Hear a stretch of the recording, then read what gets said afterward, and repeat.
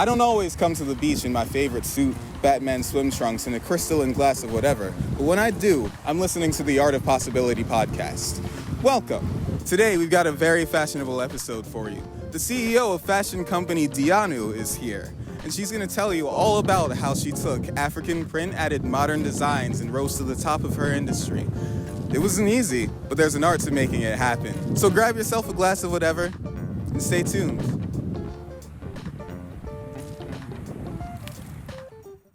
And it's really great to have you here. Thank you for having me. No problem. My family all has at least one piece of clothing from Dianu. And it's interesting how it's a cultural statement for anybody of Black heritage. And so, I figure that must be something that you're proud of, honestly. Yeah, absolutely. You know, when I first started my brand, I wanted to create something that was unique and allow me to express my culture. Because I'm originally from Nigeria. I was born there, and my family moved to the U.S. when I was 6. So I wanted to create something that was modern, that I could rock. Anyone who loves something that's unique can also wear. So it wasn't only for people with Black heritage, it's really for anyone who loves unique fashion. So, I was really excited at the prospect of creating something that was new, because at that time there was no other brand making ready to wear modern African inspired fashion. So I really saw the opportunity to create something that was not available for people at that time. I'm gonna be honest, I had never heard of this brand until he had brought it up to me a couple months ago. But I mean, he's worn a couple of these shirts before. Right. I'm like, dang, those are stylish, man. I'm a fan. And then to have you here to be able to meet person behind it and see, I mean, you're very stylish yourself. So thank you. It's cool. When did you start? Yeah. So I started having the idea for Dianu back in 2013. At the time, I was working for a lab supply company not too far from here in Radnor, actually, called VWR International. And I was not happy with my job. I hated my job, a lot. So I started looking for, an opportunity, what could I do that is for me and I can create a legacy out of it. And I recall me and another friend who's also Nigerian were having a conversation, and she said that she noticed at Macy's she saw a dress that was made out of the fabric that we normally use for our traditional wear. At Macy's? At Macy's. What? Yeah. So I'm like, well, if it's getting into Macy's, then there's an opportunity here to create something that is available for anyone. So I started looking into it. I was doing research to see, because if you have an idea, you should definitely research to find out, is it a viable idea? Are other people going to be interested in what I'm trying to offer? You need to do your due diligence, right? You don't just start something and hope and cross your fingers that it's going to work out. Right, of course. Especially with a business or an entrepreneurship venture. And this is something I took very seriously from the very start, because I really was serious about creating a business, right? Mm-hmm. So I wanted to make sure I set the groundwork up front. So I remember I would check on Facebook. There were different communities or groups dedicated to showcasing African-inspired fashion. And there would be a lot of people asking, where can I get this? And it was crickets. No one knew where they can get it. Right. Because at that time, a lot of people would just, they would buy the fabric and then they would get it made by a tailor. Mm.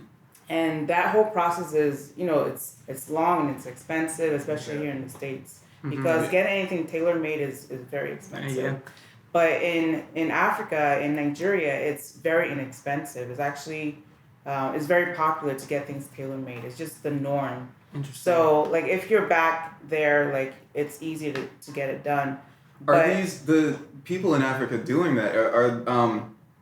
I always imagine, because this is just what I've seen here, the older Jamaican women in the church like tailoring their own things? Are the people in Africa doing that? Are they just like people who have just been doing it and decided to start doing it for the community, like or is the it larger? tailors? Yeah, the tailors, or is it Yeah, larger I mean, businesses? No, because there's just like tailors who just do like individual. They're usually just working for individuals, so it's not like on a large scale. It's usually just like there's a tailor everywhere, basically. It's just one of those like trades that people pass on. You know, it was like grown as a part of the culture. Like your mom makes part of the something for culture. you. Oh yeah, you can make this for my friend or whatever. And well, I mean, people are trained to be tailors. It's like Right. a job that you have, and like it is very popular because it's in demand. People need a tailor to get their traditional outfits made. Because in Nigeria, like for different events, like let's say a wedding, a birthday, a celebration of any sort, Right. people get like outfits made for the family, Mm-hmm. and it's all the same. They're matching pieces for the entire family. And obviously, that's not something you get at a store. Yeah. You don't get like a. So you have to get it tailor made. So that's why it's such a popular need in the market for a tailor. And it's an art form. It's a way for people to express themselves, especially on a scale of like a wedding or a party or whatever. I feel like having a bunch of people match you, like that's like having a giant paintbrush to work with, essentially. Yeah, you're showing solidarity. It's really cool to see, actually. Yeah. Appreciation of like style and culture. And then you make and then like each person can make it their own look, but you're all still matching and like with the fabric and the print. It's very cool. Before you started your business, did you have any like background in fashion, whether it be like personal or like you just rocked like great outfits because you wanted to rock great outfits, or like any like sewing or that's stuff a like good that? question. Like as far as fashion was concerned, I loved fashion. I appreciated buying things that were unique that no one else had. So that was always like I love that, especially in high school when I could afford. When I started working and I could afford to buy my own clothes, I always wanted to make sure like I was buying things that no one else had. So that was like my love for fashion there. And even in college, I remember I was voted like the most fashionable in my hall, which it's funny because but when I look back at my clothes, I'm like, I just like mixed things together. It was very kind of like all over the place if you ask me now, but it was still a way I expressed myself. I just loved wearing unique spin of clothing. Like it's styled in different ways. Even just throwing random stuff together, that's you I made expressing it yourself my own. in a way that's more than just like jeans and a t-shirt. Right. Which, you know, at least walking around college campuses, it's mostly just sweatshirts and tees and things like that. So expressing yourself and standing out from the crowd like that, I see why you got recognized for it. Yeah. So that's where my fashion background extent was. I never went to school for it. I didn't study it, but I just had this business idea. So like I have a business and marketing background. So as far as like filling in the blanks for like fashion industry, I needed to just like, I remember I bought like 2 books on how to start a fashion business. And then I also researched online. So like obviously there's a lot of information like available to us. Like whatever you want to do, like there are books you can read, there's information on YouTube videos. There's just so much information that like if you want to do something, you can figure out a way to do it. So that is one of my biggest things for anyone who's trying to, you know, go into a certain industry or start something from scratch. So going off of that, because like reading those books, finding stuff online, that's all this great information, right? How did you turn that into the actual resources to get things done? Because I'm gonna give a little backstory for my perspective of this. One thing that while I've always been grateful of my background, my culture, I've also grieved the fact that because the type of immigrants that I came from like to they come to America, they find other Jamaicans, and they just kind of shelter around them. Right. And while that creates like this great sense of family, that also leaves out the resources for the next generation to be able to move around, to expand into different places. Right. So, curious if you felt that, and how you found the actual resources for you to go on and build a business. Right. Like I said, like you can find a lot of things on your own. I mean, just researching online. So when I first needed like a fashion designer to actually make my samples, I went on, I think, Craigslist. I posted on Craigslist to find a designer to make my samples for me. So there's so many resources online that you can use to like reach out to and find people and, you know, whatever it is that you need. So I think as an entrepreneur, it's always good to be resourceful. You have to have this mindset of like, you know, I need this, how can I get it done? You know, not like, not having like a mindset of like, I don't have any connections or I don't know anyone in this industry. But the fact of the matter is like, you can find people. You can find people online. Right. Like it's not those connections that hard. will come from somewhere. Yeah. Those people will have to be met at some point. Right. You can network. Position. You can go to different events. Like there are different ways you can meet people. It doesn't matter necessarily like your background or like maybe like your family. You know, there are ways you can branch out.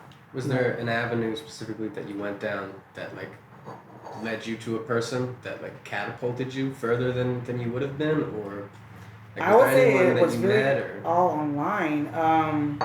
Because one of the biggest things that really made my business successful in the beginning was finding a course on how to leverage Facebook ads.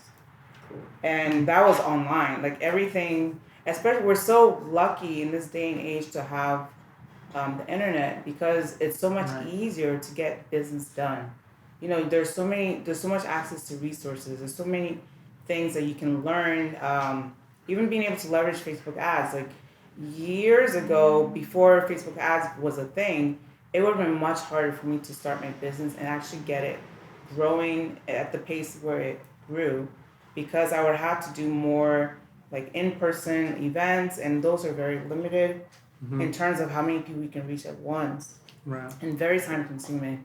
So, like, technology has really made it so much easier to get a business off the ground, you know? When it comes to Facebook ads, what specifically did that course give you that you felt was particularly helpful? Yeah, it was just like the strategy of how to properly target my the right demographic or the right customers. Right. An example was I was able to upload, like I had already started, you know, I had an email list of people who were interested in shopping with me and who had already shopped with me as well. So there was a way you can upload that list to Facebook, and then Facebook will create what they call a lookalike audience of people. Let's say you want it to be 1% of the population of people on Facebook. And they would find those people who are most similar to those people on that email list. So then it's more likely to reach, like your ads are reaching the people who will take action and actually purchase. Who actually like are. Yeah, who will be most likely. Customers. Yeah, so it's not like you're just like sending the ads to just anyone who just may not be interested, because that's just wasting money. Yeah. And it's very well targeted, so you're able to be more efficient in like your spend. So that's one of the strategies like I learned from the course. Interesting. You said you started in 2013 with the idea. Yeah, the idea started in 2013 and I officially launched January 2014. 2014. Yeah. So in that span of that year from 2013 to 2014, you were doing like mostly research and Yep, trying I was to figure out how to start it. Exactly. I had so when you're starting something, you definitely need like a game plan. Like I broke down like how before I launched like phase 1, phase 2. So phase one, I had like a series of steps I needed to take in order to get things set up. Like I needed to obviously get my LLC set up, get my license, like my business license. I needed to funding. How was I going to fund the business? I needed to lay down like how much money I was going to spend in order to even get it started. And then I also needed to source the fabric. I needed to find a factory. So I was able to find a factory in Philly who made my initial production. And so I had to get all of that sorted.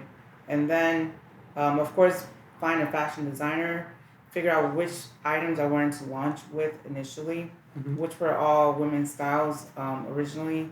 And then marketing, what was I going to do to get people to be aware of my product? So I also had like my Facebook page created, Instagram, and also what else? Starting an email list, of course the website. Oh yeah, setting up the website as well. Yeah. So yeah, I had all the steps like laid out so that I would know exactly what I needed to do before I could launch officially.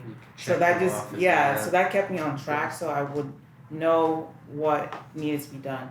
So when you launched in 2014, like how big was the launch then in comparison to like 2 years down the line? Like how quickly did it grow? Did it take off? Yeah. So when I launched, it was a slow start. I remember my first customer was actually one of my coworkers. And I remember when she purchased, I was like, man, I really need to sell like so much more in order to recover my costs. Like, cause I put out like my initial starting cost was like maybe $15,000. And I spent that like on the fabric, the production, and most of it was on the inventory, my initial starting inventory. And I was like, wow, I need to sell a lot of this stuff. And I only had like, my initial inventory was like 300 products, I think, across 6 styles.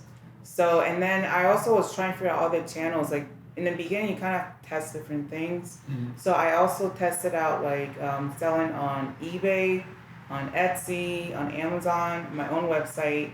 And I was also doing in-person events like in Philly, and I did 2 in New York.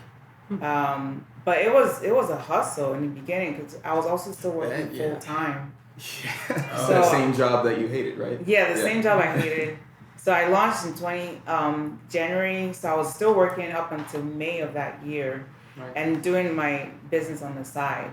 So, but I came to the conclusion, I was like, you know, if I really want this business to succeed, I want it to grow, I'm going to have to quit my full-time job and focus full-time on my business. Take a risk. Yeah, it was a risk. It was sink or swim. I'm like, it's going to work or it's not. It was a gamble because I wasn't sure how I was going to make it like my main source of income, because when I quit, I wasn't profitable enough to sustain, like, to take care of myself. Do you feel you started working harder after you quit your job, like day in and day out? Oh yeah, because you have to. Like now I have, because my thought was like, I'm spending like 9 hours on this job I hate.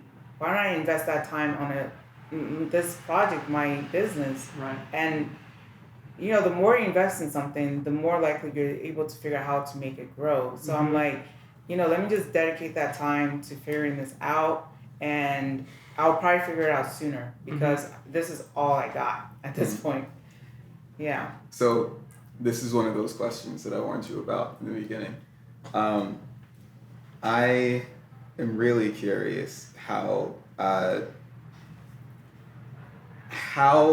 you went about doing that risk. With let me think about how I want to phrase this. This could not have been easy for your family to think about. Right. I mean, it wasn't really about them at that point because I was living on my own. I had a studio apartment in King of Prussia, and the way I viewed it was that if my business didn't succeed, the worst case scenario, I would have to move in with like my dad or something, you know, like I would still be able to, and I already have like my degree, I can always find a job, you know, it's not like the end of the world. I mean, what I had going for me at the time was like, I didn't have kids, I didn't have someone depend on me, so it's just me. So it made it a lot easier, I would say, to make that decision. Do you mind me asking, did you have any student debt from... Oh, yeah. Yeah, so that was on your shoulder a little bit? Yeah, so I had, because it was undergrad and grad school, so it was like $65,000, maybe $70,000 actually.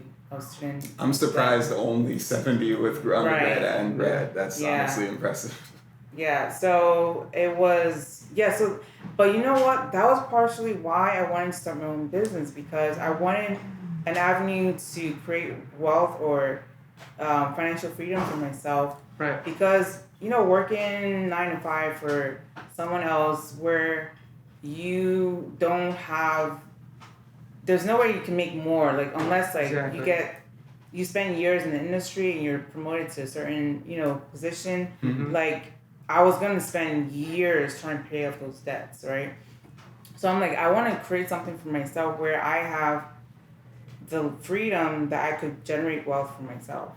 So that was part of the motivator for why I started my own business as well. And like working 9 to 5 for someone else, you're going and you're working and you're doing something for a company, but it's not like, you're not like pushing yourself to the next level. Right. Like even getting to like a manager position at whatever company. It takes years, and that's as high as you can go, and you're like, that business is still going to be in the same place depending on like what the owner of the business wants to do with it. Right? You as an entrepreneur can steer that direction and push it further and further and further as far as you want. And that freedom is definitely very enticing as young people in general, just like wanting to make more out of every hour of work that we put in, you know? Yeah, for sure. And I think about the fact that my parents both have two prestigious positions where my dad is a software architect, which it takes a long time to become. My mom has a doctorate in philosophy of education. And I've seen my dad 4 separate times. Sometimes contracts end. Sometimes he's gotten laid off because the economy. And in those times, there have been times where it was hard to find the next job for him. It was months to get an interview, months to get to just the next thing. And it's just the nerve to be able to go out and do your own thing is definitely really appealing to people in our generation, at least. And so I'm curious, like, what do you think, what gave you the nerve to do it? So I think one of the biggest things was, like, I had this mindset that, like, I don't want to be miserable doing the same thing for the rest of my life, right? So I was like, I'd rather take this risk than, I was more afraid not to take the risk, actually.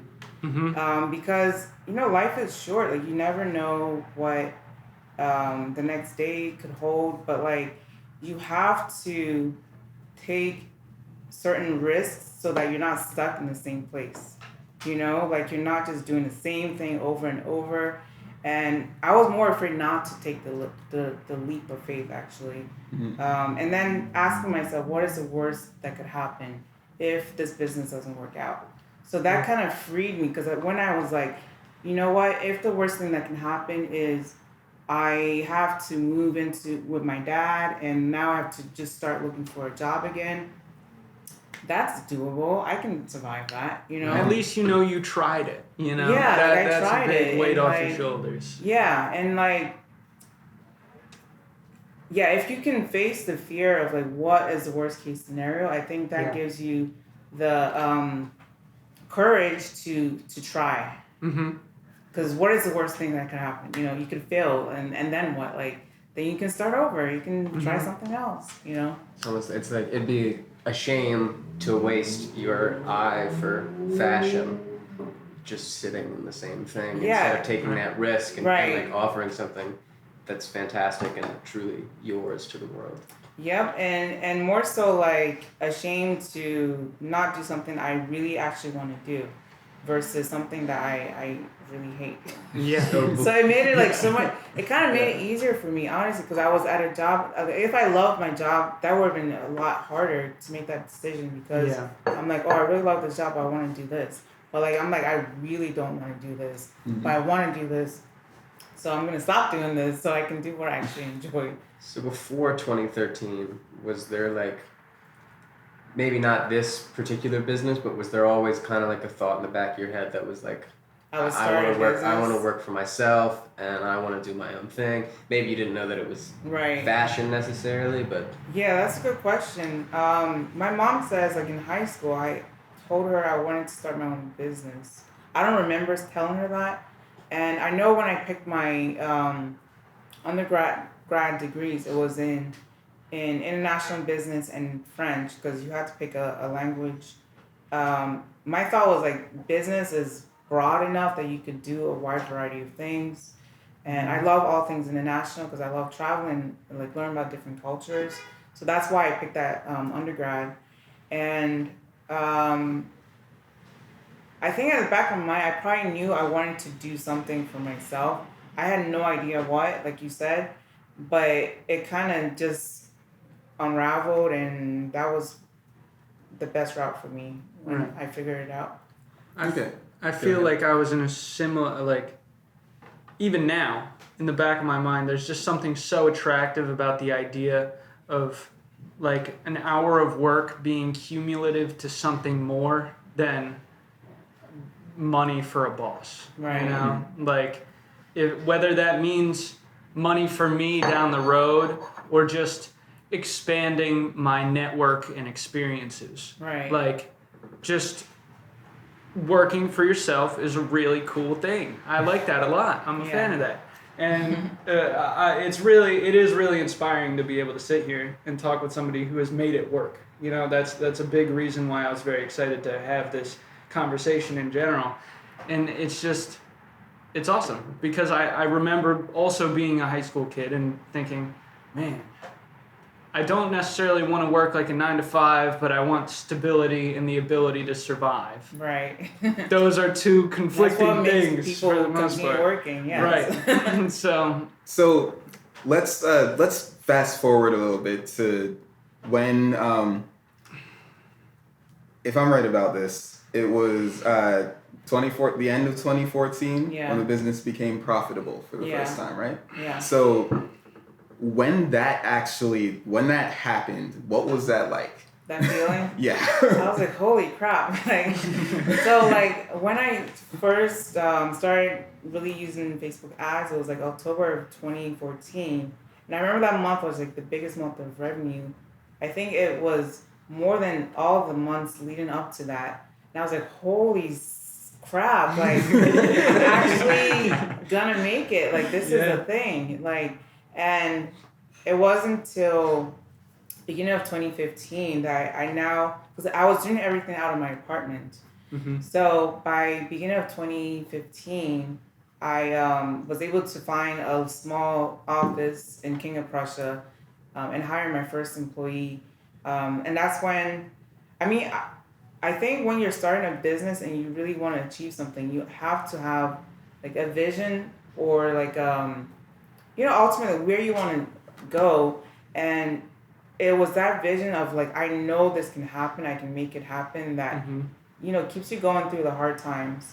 And because I knew it was possible, like I just kept on trying different things. Mm-hmm. But it was an amazing feeling, finally figuring out like, okay, this is a way that I can actually grow the business. Like it's actually gonna be able to sustain me, so I can hire someone else who can help me the business. So it was an amazing feeling. And seeing those results must have just been so satisfying in the moment, right? For sure. Yeah. How many employees do you have now? Now we have 17 full-time employees, and then we have we work in an agency for our Facebook ads, someone else for our Google ads, and also for our photo shoots we have a creative director, stylist. So yeah, so we have like a 20 team right now. And what does your real estate look like in that? Do you have any brick and mortar stores, or is it all online? And do you have? Yeah, that's a good question. I mean, right now it's still all online, and we've thought about like opening up retail, and that's something we will most likely do. Right. And it could be a year or two from now, before we open up our first retail location, because it's a different model from what we're currently doing. We're only online based right now. We have a warehouse and we just ship directly to our customers. So it's a very straightforward business model. What works, you know. And like online, like there's room for expansion. We're still trying to figure out how to further grow our brand awareness. Yes. So there's still a lot of opportunity for us, but we still need further brand awareness. Now, do you have an office space and a studio for like the photo shoots and whatnot, and just like where the workers do their thing? Yeah, so we have a space for office and warehouse. And then for photo shoots, sometimes we do it in the office, but more often than not, we're doing it like off-site at like another larger studio or even an Airbnb location. That's cool. But yeah, so we do both. Do you still contract out a factory to like make all the clothes? Or You can. No company does their own manufacturing. We initially started in Philly with production, and then we grew too much that we needed to outsource our production overseas. It's a nice problem to have.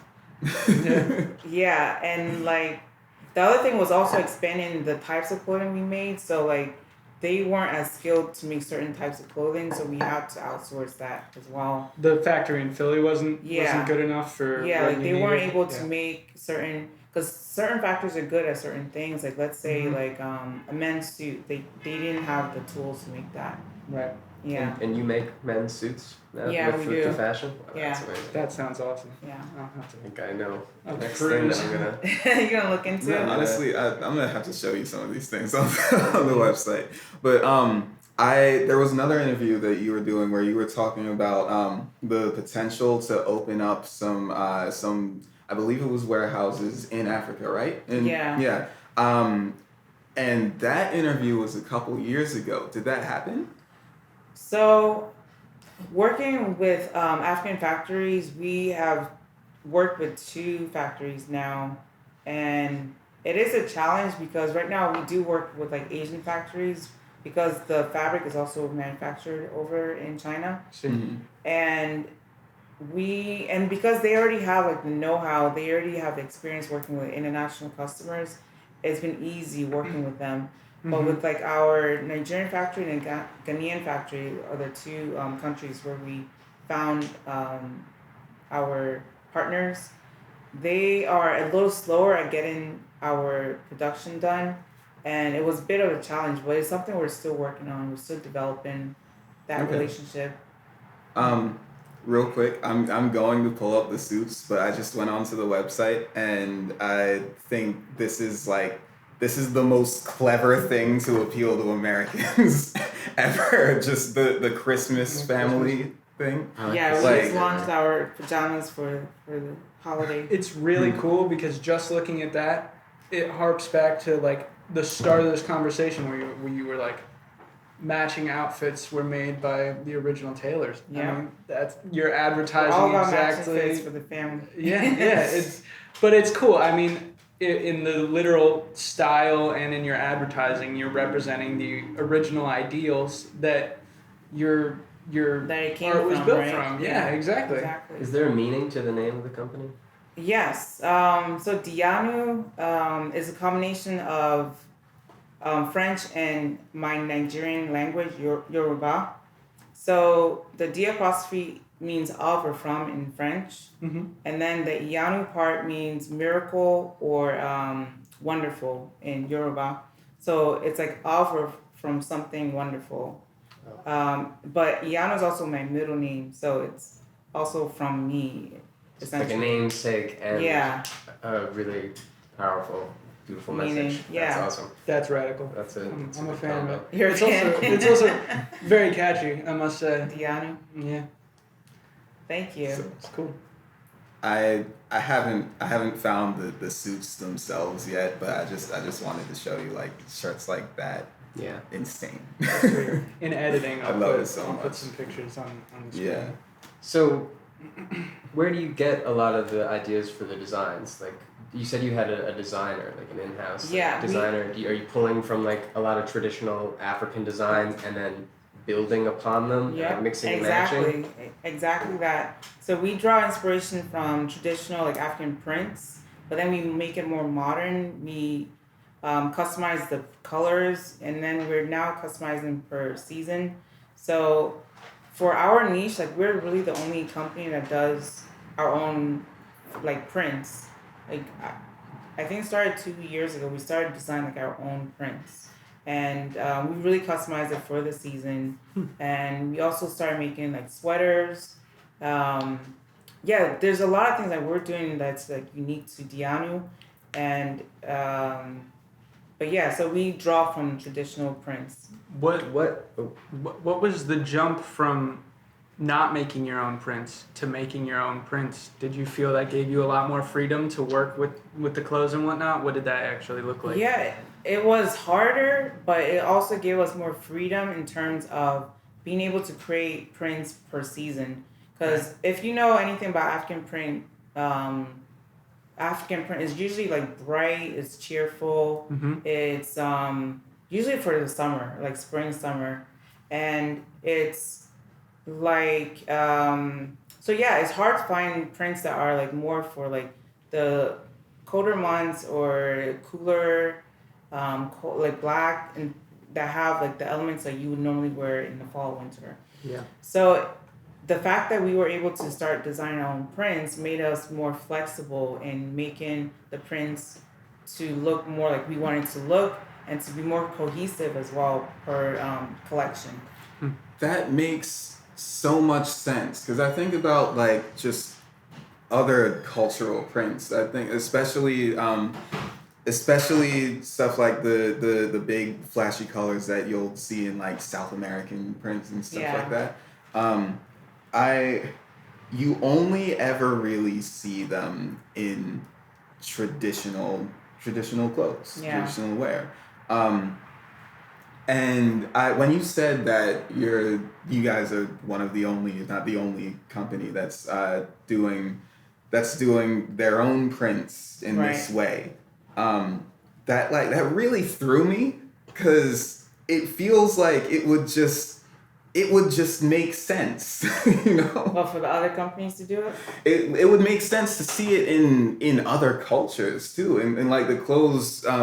In clothes that somebody makes from out of Jamaican cultural designs or any kind of South American cultural design or anything like that. Any culture, man, like Native American. Certainly Hispanic, a beautiful thing to keep alive as well. Yeah. Like, keeping that modern twist on something that's like so old and ancient and.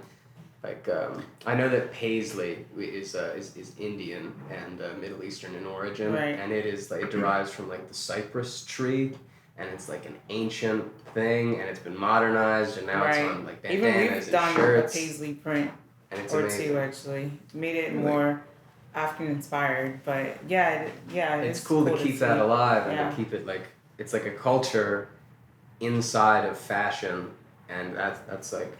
The colors, especially, I think that's why I like a lot of African and Middle Eastern like designs and stuff because I'm Irish, so like the extent of our colors are like what goes well with like a drab, rainy day and immense sadness. So it's really cool. I'm sorry to hear that.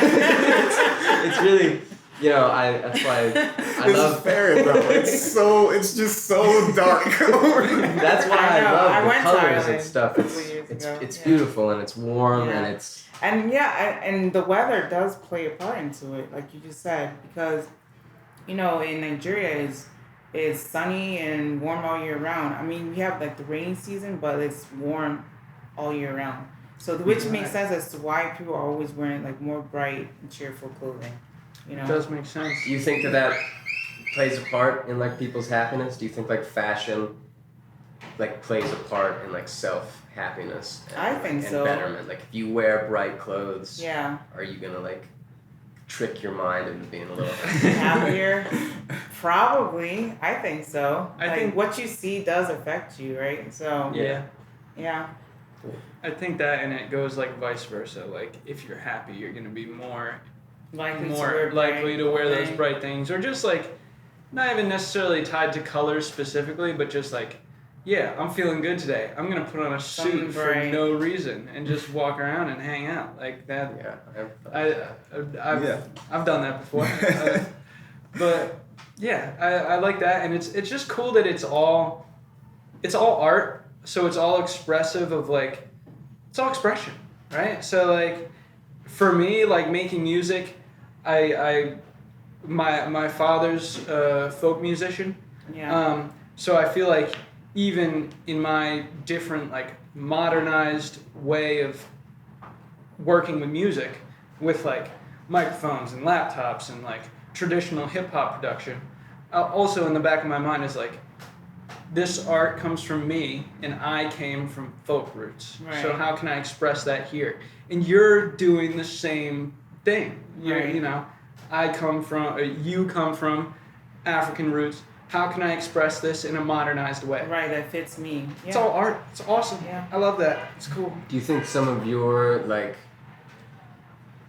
what you would now call mismatched style from like high school and college, and like some of that like kind of like not just like whatever you want has persisted and like you maintain that? Did I bring it into Dianu? Yeah.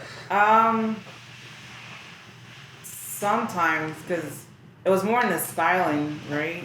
But I think what I did bring is just the uniqueness, like in the prints and just the way we present it.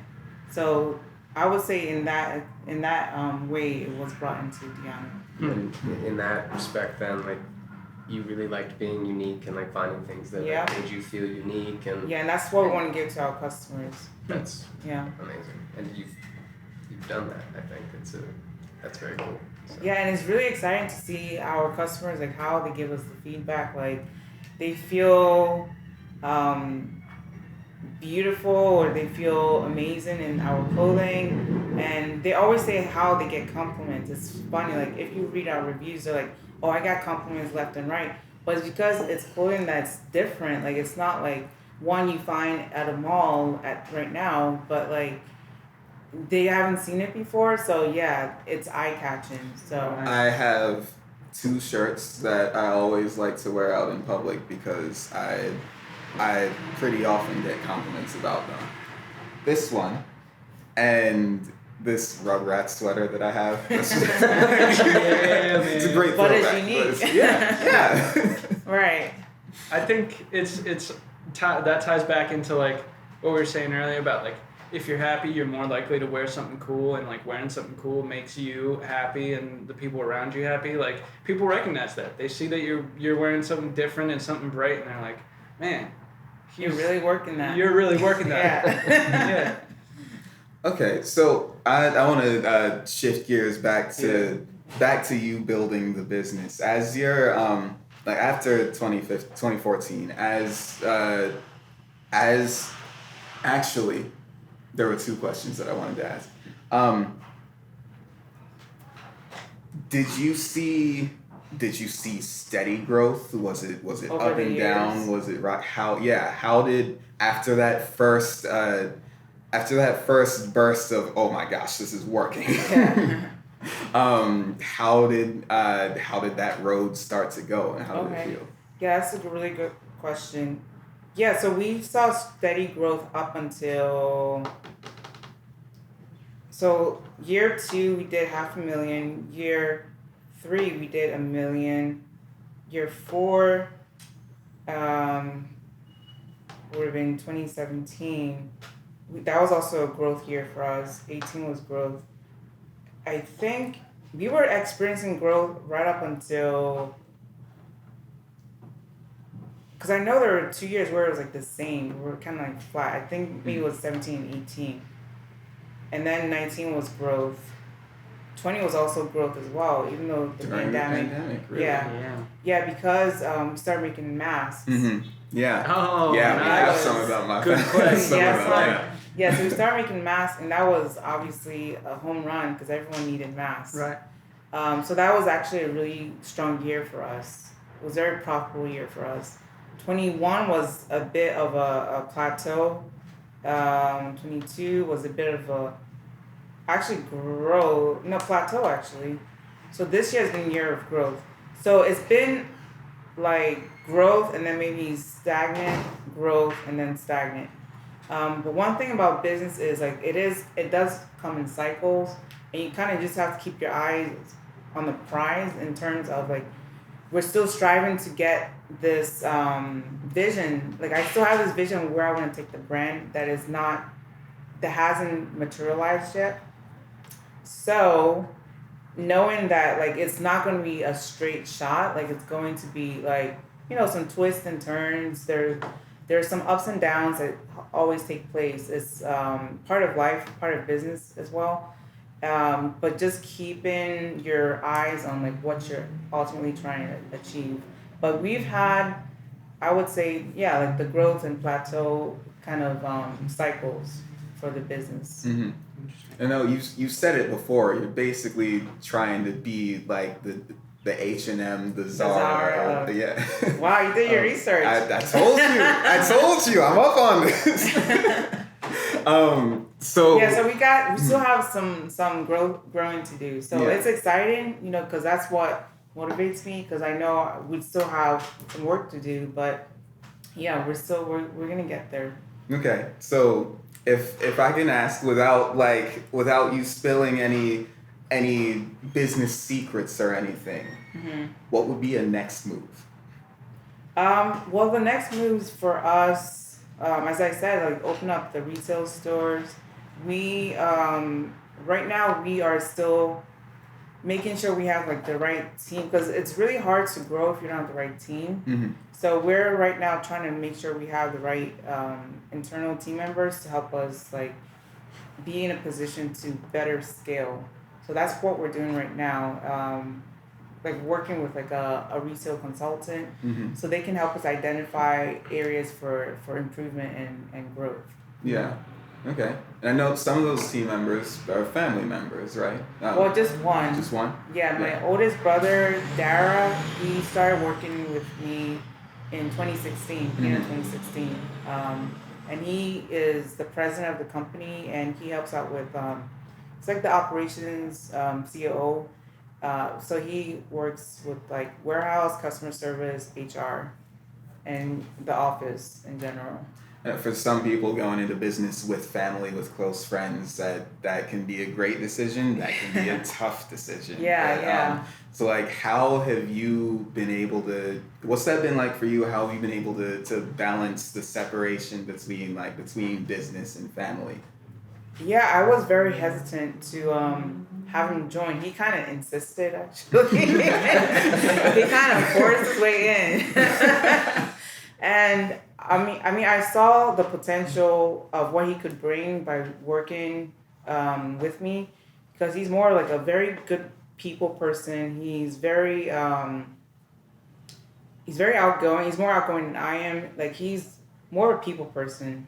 And I felt like he would do more of like the PR type of thing, like talking to the people, kiss the baby, you know, those types of things. Like he could help, shake hands and, you know, make deals and stuff. I just had a very like Coming to America kind of image. Yeah, he just steps out. I am here.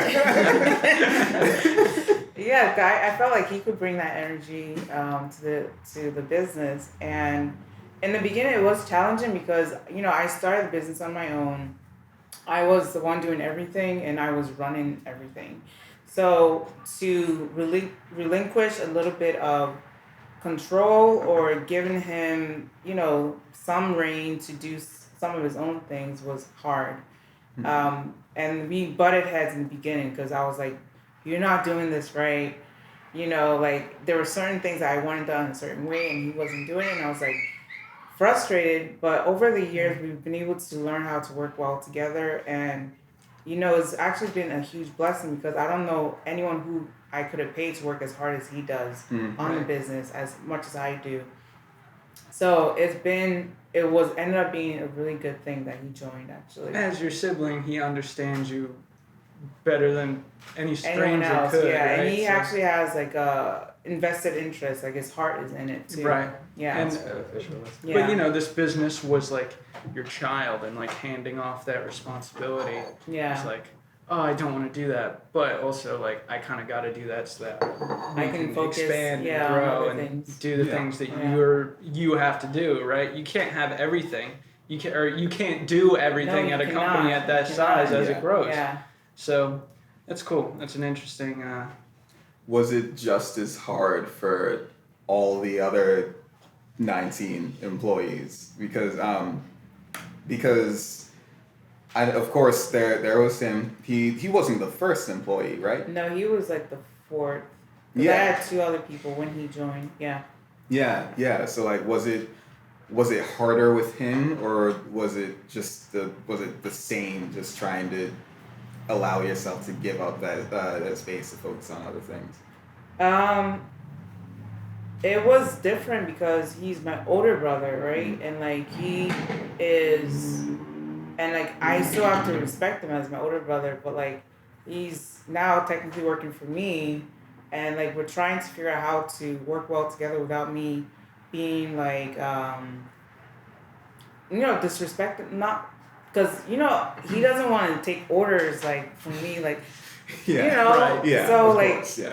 But as an older brother, I as understand an older brother, exactly. yeah. Also as an older brother. Yeah. So like that dynamic was a little challenging in the beginning, but I had to figure out how to communicate with him in a way that was respectful, but like I'm still holding him accountable to get things done. Mm-hmm. Yeah. Was that a big shift?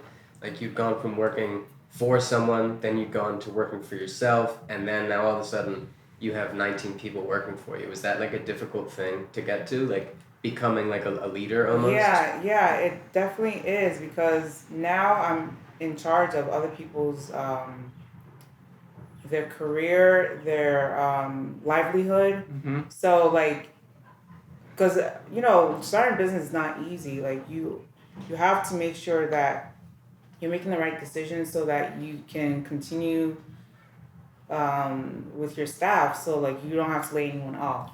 Right. So like it's a huge responsibility and making sure that you are doing the right things too. So yeah, being a leader it's not very easy because like you have the weight of managing the business and then you also have the weight of like managing other people's careers and their livelihood. Mm-hmm. So it's very tricky, and I feel that I should have taken like leadership courses sooner. Actually, the first leadership course I took was this year.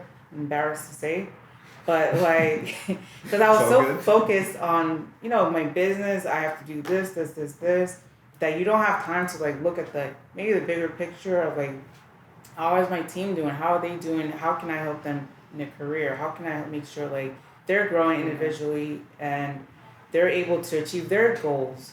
So it's like you have to like juggle a lot of different things as a leader and owner of a business. In hindsight, do you think that you should have done that sooner, or do you think it was course? Good that you kind of like let it rest because it allowed you to focus more on growth? Like taking the leadership do you think you should have taken it sooner? Oh yeah, sooner? I should have taken it sooner. Yeah, because I could have helped with certain team members who ended up maybe leaving because they weren't feeling, fulfilled or like appreciated. Like I could have taken better steps, in managing my team. It's very interesting how this is sort of like a universal concept, but like when you started, right, the worst that could happen if things didn't go right was that you would end up living with your dad or whatever, right? As the business has scaled and your success has scaled with that, like the victories are getting more and more, right? The business is doing better and better. But you have a lot more to lose. But losing means that it's not just me. It's not just you. It's all your employees are living with their parents if they lose this job.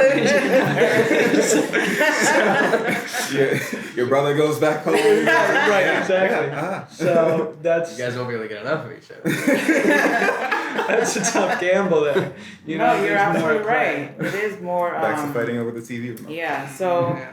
Yeah, you're right. There's a lot more to lose. So I have to be more thoughtful. Yeah. Do you think that is satisfying though? Like to have, or is it stressful, or is it nice to have that like weight? Like because it's kind nice to have weight. I don't think anyone likes to have weight on their shoulder.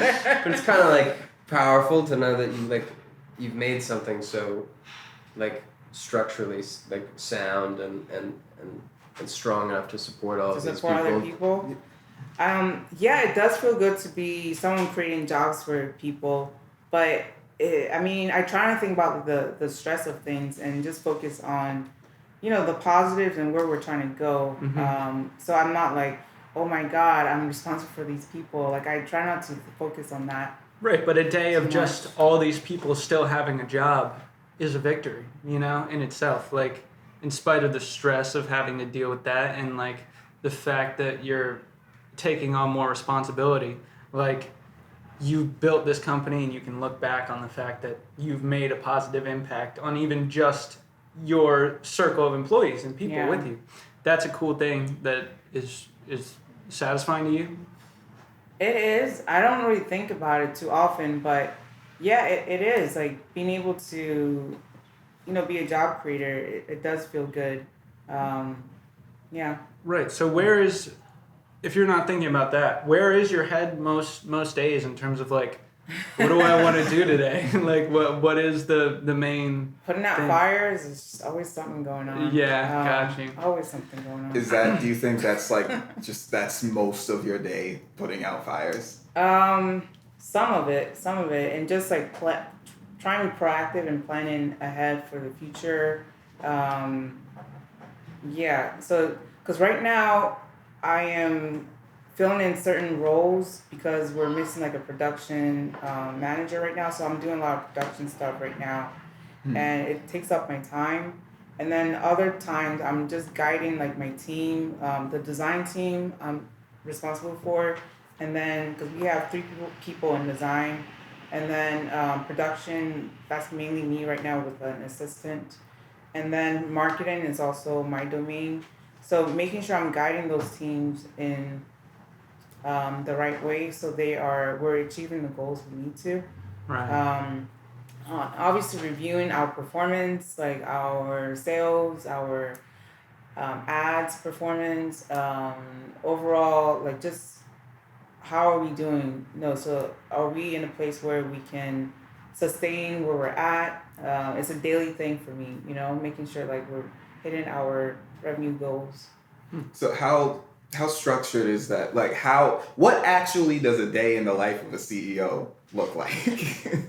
I feel like it's probably different for me than maybe some CEOs that are more high level. Because right now I'm trying to remove myself from the weeds, like being in the day to day. So my day is like I'm looking through my emails for if my team members have any questions. I have to give them approval for different things, maybe like invoices. I have meetings, a lot of meetings, like whether it's like with my design team, with my marketing team, and even one-on-one meetings so that I can make sure each individual is they feel good about what they're doing, and then they can ask me or I can help them with whatever they need help with. So like meeting with my team members, even the department team meetings take up my time. And then also meeting with third-party vendors, meaning like my Facebook ad agency. It's a weekly meeting we have. touch base to make sure like we're all aligned on like how the account is performing. Same thing with Google Ads. And then also meeting with like my brother and recently with the retail consultant to figure out where we're trying to go in the future. Thinking about planning for like next year, planning for next 2 years. So yeah, it's like also like just troubleshooting when people have questions and issues. Right. Okay.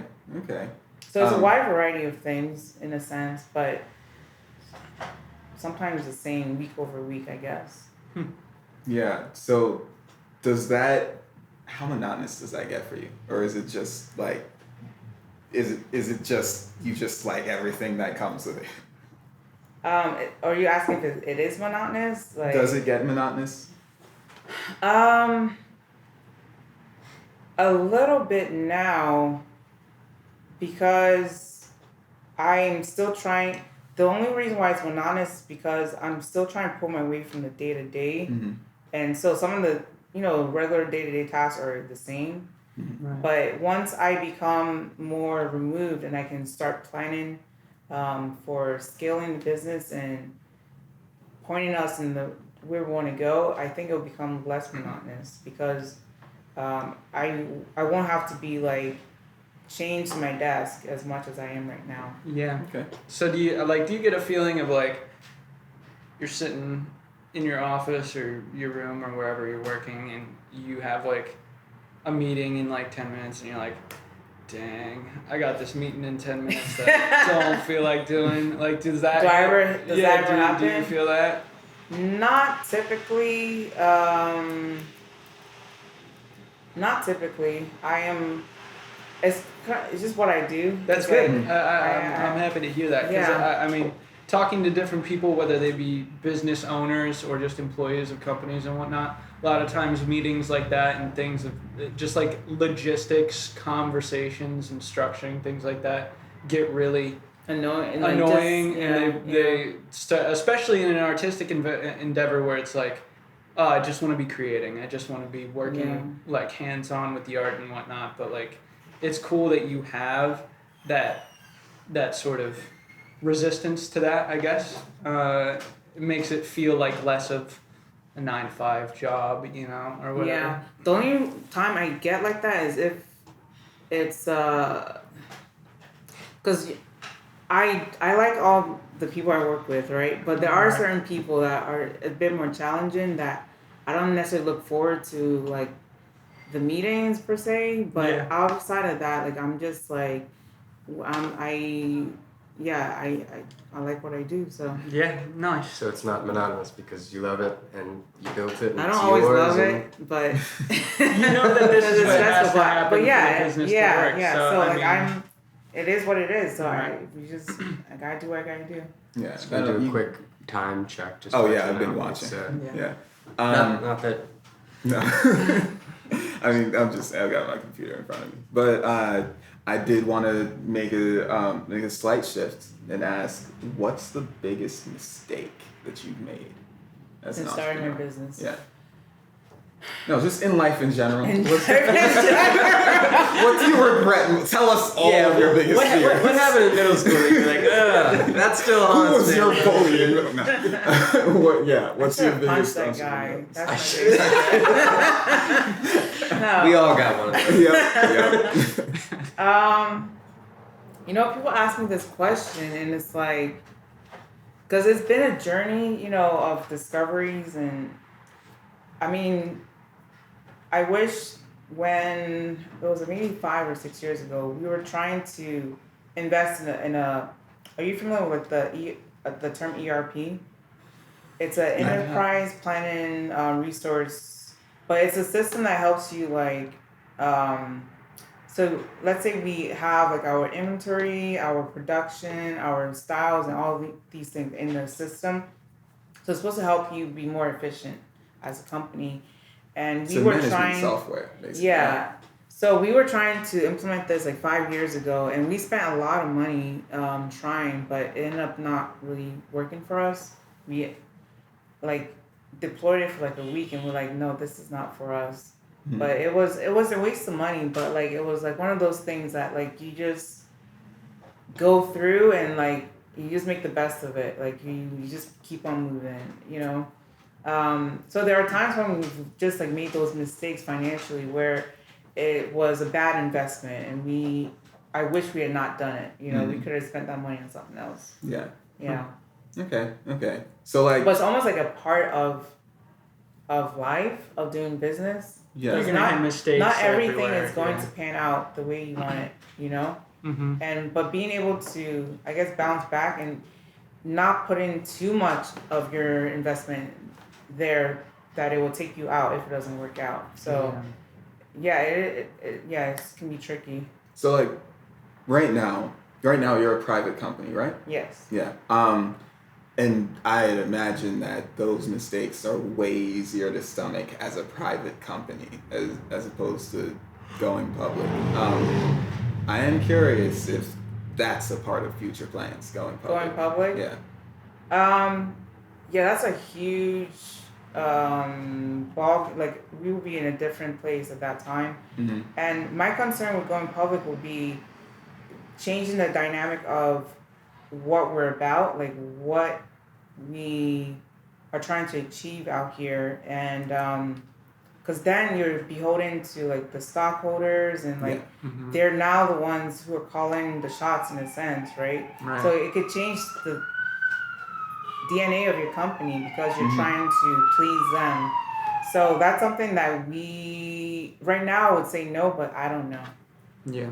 I don't know. And do you kind of envision this company as like a multi-generational thing? Like, Oh, absolutely. You hope to see this like, absolutely. like in 200 years, people will be like still rocking the style. It'll have evolved a little bit. Oh, yeah, and it will evolve. People will be hunting thrift stores to try and find some The 2023 like original pressings and stuff. Maybe there's like Dianu camo that like people are wearing backwoods to hunt and stuff like that.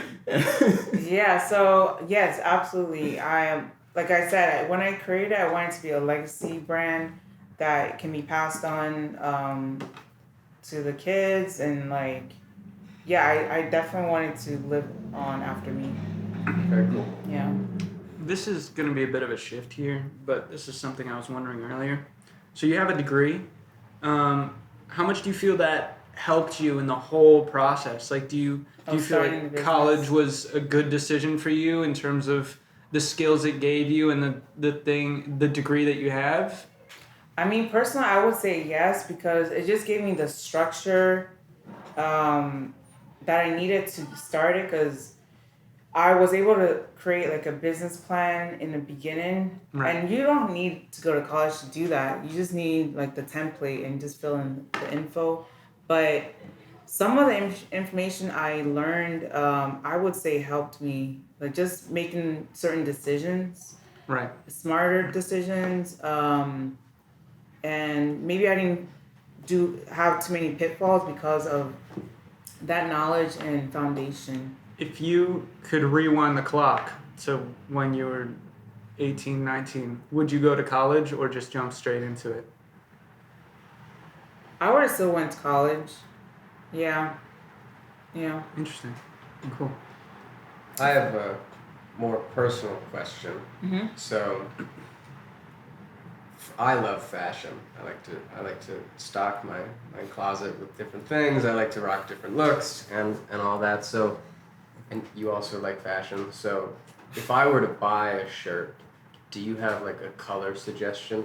Like if you're looking at me, like do you have like a pattern suggestion or like a specific shirt that you think I would rock especially better than the other ones? Like, I would have to look at our selection, kind of like eye it next to you. Well, but shall we?